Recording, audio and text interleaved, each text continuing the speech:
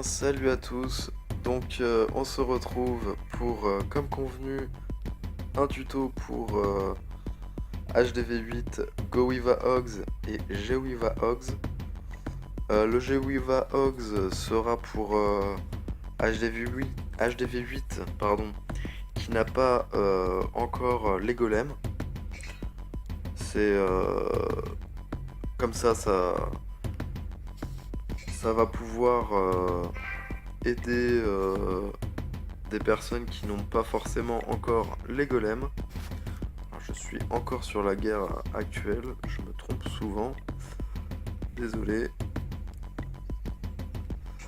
Donc voilà, 30 sur 30, très belle guerre, hein, comme vous pouvez voir. On s'en est très bien sorti. Mais je vais vous montrer des attaques HDV8. On va pas perdre de temps avec des attaques HDV9.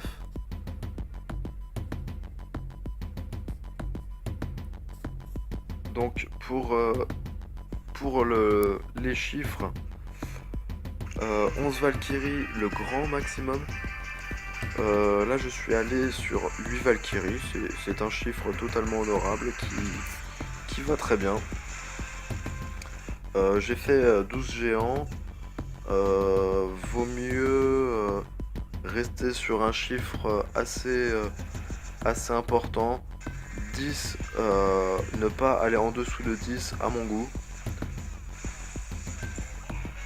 Donc voilà, un peu la même manière de vider le château de clan qu'avec mon gros village, comme vous pouvez voir. J'ai mis de façon un peu prématurée le premier sort soin pour préserver un peu mes géants qui se sont fait quasiment one shot sur un des groupes. Mais ça va aller quand même très bien. Je vous conseille, quand vous n'avez pas encore les golems ni Valkyrie 2, de ne pas aller sur des villages 8 maxés. Partiellement maxés, ça peut passer très très bien. Donc voilà, j'ai fait 4 ballons car mes ballons sont que level 4 pour pouvoir pallier le manque de level de mes ballons. Voilà, donc comme vous pouvez voir, une attaque qui se passe très bien. J'ai pris quelques cochons dans le château de clan qui aident plutôt pas mal pour le nettoyage des dernières défenses. Voilà, on voit que c'est plutôt large, hein. Encore pas mal de Soso debout. Les Valkyries, le château de clan encore là. Les quelques petites troupes de clean. Et voilà. Donc là, je vais vous montrer un deuxième gameplay donc de Sirli, un des poteaux.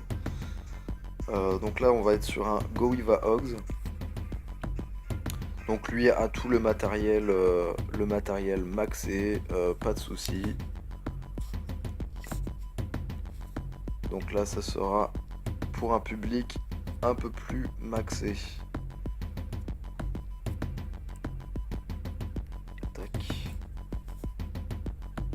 Après, pour les golems, on est un peu sur le même style de réflexion pour la stratégie.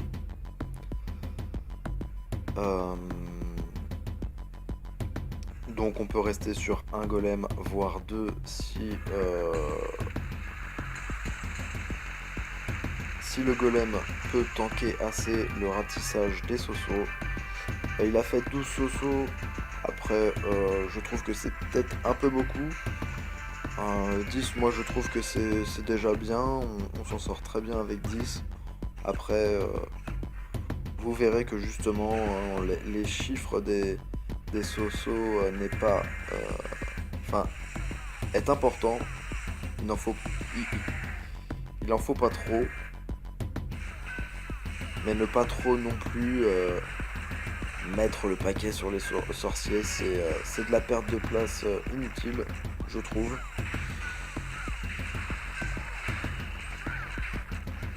Voilà, donc la pause qui se passe très bien. On a juste 4 Valkyries qui tournent, mais qui n'est finalement pas si grave car elles vont aider un petit peu au nettoyage du tour. Premier sort-soin plutôt bien placé. Pardon. Après c'est un peu au choix. 6 cochons c'est un bon chiffre.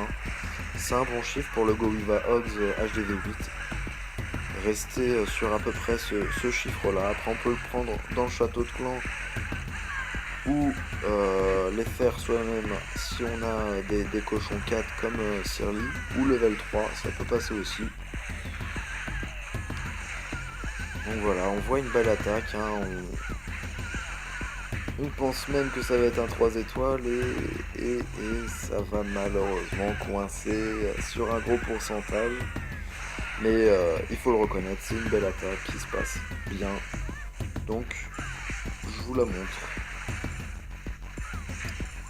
Voilà, une composition très solide qui marche tout aussi bien que sur Hôtel de Villeneuve.